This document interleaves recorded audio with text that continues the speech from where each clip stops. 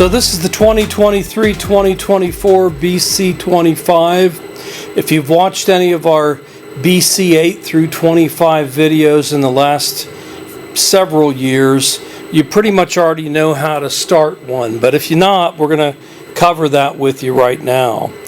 First of all, you may notice right above the needle gas valve is a little stop sign. And if you can read that, it says stop, do not turn on gas valve until pilot light is lit. On this roaster there's 27 burners, and because you don't want gas going into all 27 burners before it lights building up in the burner room, you want one pilot light to light first.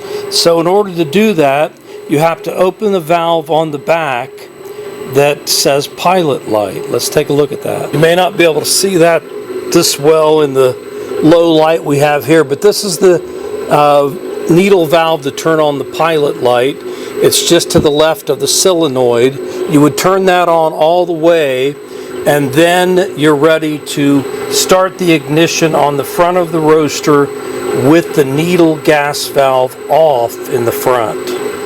So you want to make sure you have some airflow. I'm going to be doing this roast using exclusively the electronic airflow. So I've got my manual dial damper turned up to 10, and I've got this turned on to about 20 or 30, just to have a little bit of airflow pulling air through the drums, so that when that igniter lights the pilot light, it has enough oxygen to burn. Now this is off, so I hit the igniter button, and for the first couple times when you're starting up a cold roaster, that little valve may not light, or I'm sorry, that little burner may not light immediately. If it doesn't, then what's going to happen after a few seconds is an alarm's going to go off, and you can hear that right now. And that's where everybody freaks out when they haven't read the manual or followed any of our videos, and they call and write and text and email. But that's a normal thing. What that's doing is it's giving the igniter needle inside a chance to spark and connect with the gas coming out of the pilot light to light. But it also knows that if within a few seconds it doesn't light, then it should shut down the solenoid so that it doesn't fill the room, the burner room that is, with gas. And so simply all you've got to do is turn off the igniter button, then try it again. If this happens after several times, make sure you've turned the gas on. If you're using propane on your gas line, or if you're using natural gas that the emergency shut-off valve coming into your building is on, and then make sure that you have adequate airflow but not too much airflow. So we're going to try it again, because it takes a little bit of time for that gas to get from the tank or from the gas line through all the little lines and then get to that one burner. And as you can see, on our second try it lit. Now we're going to take a look in the burner room. And hopefully you can see in that burner room that one little loner pilot light lit. Now at this point, again, you want to make sure you have enough airflow. If you're using the electronic airflow, I would say at least 30. If you're using the manual dial damper and you got the air volume up to 100, then I would say at least 20. Now you slowly turn on this gas valve in the front, and you should start to see the other 26 burners light as gas reaches. There we go. Those burners, and you can see a nice setup of the burners. Now if you notice, the burners are being pulled directly up and they're nice blue, but if you were to notice that the burners the flame was going in all different directions, that would mean there wasn't enough airflow, and you should increase airflow immediately. Now you may have noticed, and you might notice now, that igniter needle is orange, and that's normal, so no need to call about that and wonder what's going on. When metal gets really hot, it turns bright orange, and when that pilot light was by itself lit, you might have noticed a few orange flames, and you might notice a few orange flames now, especially with the propane, but that does not mean there's any issue at all. Now, this is the time when you would preheat your roaster, and generally when you preheat your roaster, you're keeping your airflow fairly low because you don't want to pull a lot of cool air through the drum and make it take longer to preheat. And so we're keeping our airflow, since we're using the electronic control, at about 30, and I've turned the gas up to about 2 kPa. So I'm hoping that you can see the control panel. I've got the hot air volume set to 30. I've got my manual dial damper, which you can't see in this image, open all the way to 10. I've got my gas at about 2 kPa, adjustable here at the needle gas valve, and I'm going to let the roaster preheat nice and slow. And I usually will take it up to about 400 and some, and then I'll cut off the gas after it's heated up to that for a while, and turn down the airflow and just see what the metals really are before I charge my first roast. After the first roast, I don't worry too much about any of that because everything, all the metals in the drum are usually pretty much heated, and especially in these double wall drums, once they get a massive amount of heat going in them, oftentimes you can cut your gas back quite a bit to do your roast, depending on the size of the roast as well. And you might notice I have Artisan on, but I don't have it running because I don't want to start having it run until we start the roast. And you'll see a lag time of a couple seconds between what is shown on the control panel of the roaster and what appears on Artisan software. There's a couple second lag time, but that's not to worry, that's just normal. So we're going to let it preheat, and then we'll do a roast in just a few minutes. Now I've let this preheat all the way up to its maximum. The bean temperature controller controls the maximum, which is typically set at 480 because you would never take a roast up to 480. So when that machine gets up to 480, it cuts off, and then every time it gets below that, it cuts back on because it's trying to maintain that temperature. Obviously in roasting, we don't want to maintain a steady temperature, but I did want to take it up hotter on the first roast just to see how well it maintains its heat and how well the metals inside are done. So what I'm doing now is I'm turning off the igniter. I'm going to cut my airflow back, and I'm going to let it go for a minute or so. In fact, I'm going to turn on my timer so I can keep track, and we'll see how quickly the temperature is dropping. That's going to give me a better idea of what the metals inside the roaster really are. And my charge point time, depending on the coffee, is usually somewhere between 350 and 400 degrees. I know there's people that go all the way up to 450 to charge it, and that's their choice and their business. In this particular series of roasters, I don't think you need to do that, and I think you risk potential issues by going too hot. Now what I'm going to do is I'm going to load, I'm doing 10 pounds of Guatemala. So I'm loading that into the hopper, and I'm just going to keep an eye on the temperature for a minute. And as you can see, it's still quickly dropping, so probably the metals inside the drum are probably around 350 degrees. Here it's been 1 minute and 10 seconds, and it's slowing down at around 360 something. So what I'm going to do is I'm going to go ahead and kick it back on, reset. Well, I'm going to wait to reset my timer. I'm going to go ahead and turn on Artisan. Oops, I didn't have the airflow. That was a mistake of mine. I didn't have the airflow up to 30, so you could hear it buzzed off because it couldn't light properly without proper airflow. So I've got my airflow at 30. Even though that says it's at 412, it's probably around 375. So I'm going to start my Artisan, and then I'm going to go ahead and start my timer here and go ahead and charge my beans. And I haven't said anything about drum speed. On these roasters, I usually keep the drum speed at 75 to 80%. The ones that only go 1 to 10, it would be 7 to 7.5 to maybe 8. I've got this at 75 right now. If I ever say 7.5, what I really mean is 75 in these bigger roasters. So don't get that confused, because you never want to turn it all the way down to a slow, very slow movement of the drum.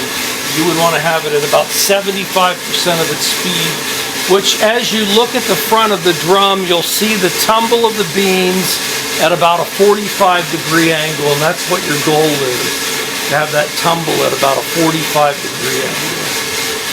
And so we see now it's been almost a minute, and we're still dropping, but we're almost bottoming out.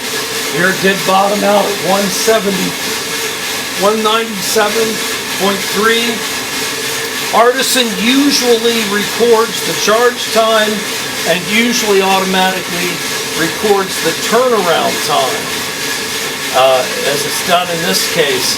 The rest of the buttons you have to control, such as when the end of the drying phase, which would be on the bean temperature when you hit 320 degrees, and then the beginning of first crack, which is probably going to be somewhere in that 380 to 390, depending on the type of bean, degrees, and then the end of first crack, and then if you start second crack, you would click on that as well, and then when you drop the beans, you would do that.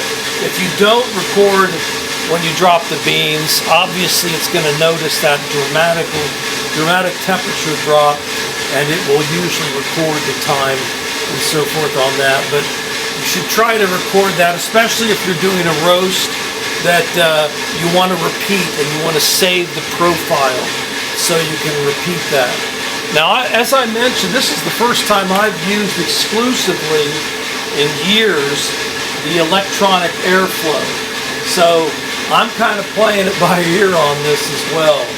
And as I notice, and Artisan will help me because it's got a predictive feature, it's telling me that at about 4 minutes, it's going to reach the 320 degrees. So that's much faster than I want it to go. And I'm set on 10 pounds at about 2.6 kPa. So I'm actually going to drop that down to, this is using propane, to about 1.8 kPa and see how that goes. And I want to keep particular eye on the bean temperature and its rate of rise. During the early parts of a roast, if you feel the rate of rise is going too fast, you can cut the gas way back.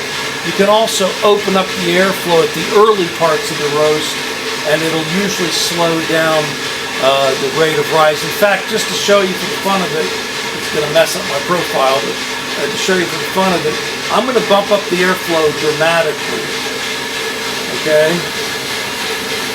A lot of times if I bump up the airflow dramatically, in this case it's not because the roaster's got a lot of power, it will actually start to cut back on the hot air temperature.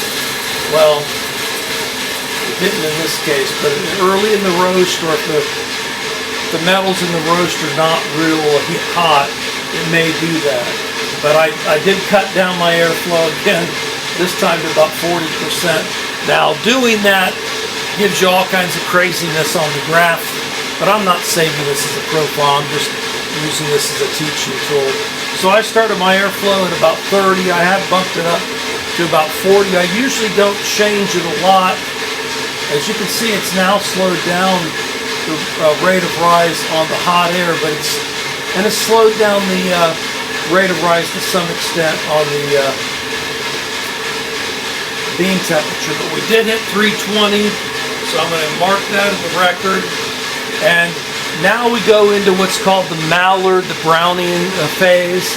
And so usually you want to kind of let off the gas a little bit and start to coast a little bit. Increase your airflow. In this case, I'm increasing up to about 48 to 50%. And I am going to actually cut back my gas just a little bit to about 1.6 kPa. And I'm going to get a visual on my burner, see how everything's looking over there. Everything's looking good. I like the rate of rise. And my airflow is at about 50. And we're going at a nice rate of rise, not too fast, not too slow.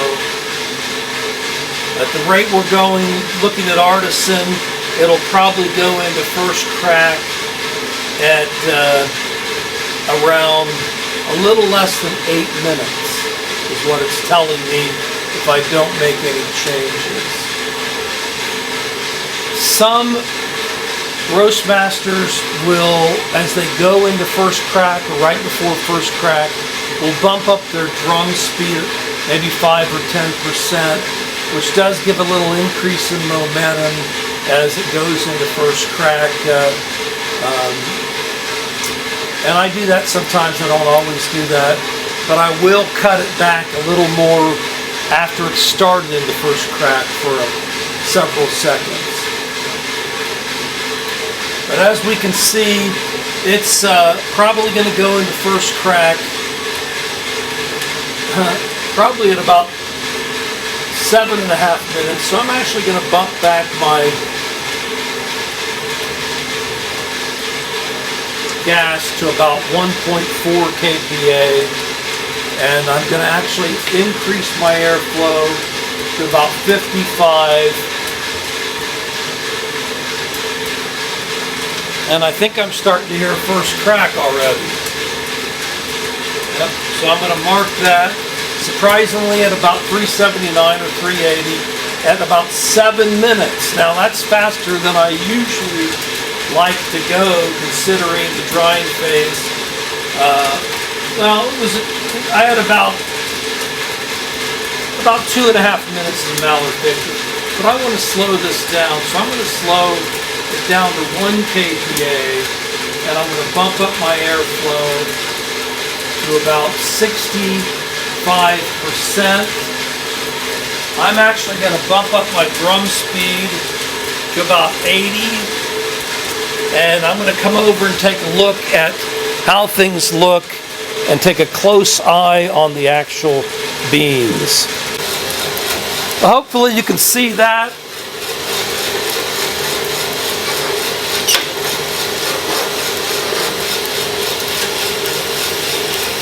A very nice looking, you probably can't see that, a very nice looking brown. We're at 415 degrees. At 8 minutes 40 seconds.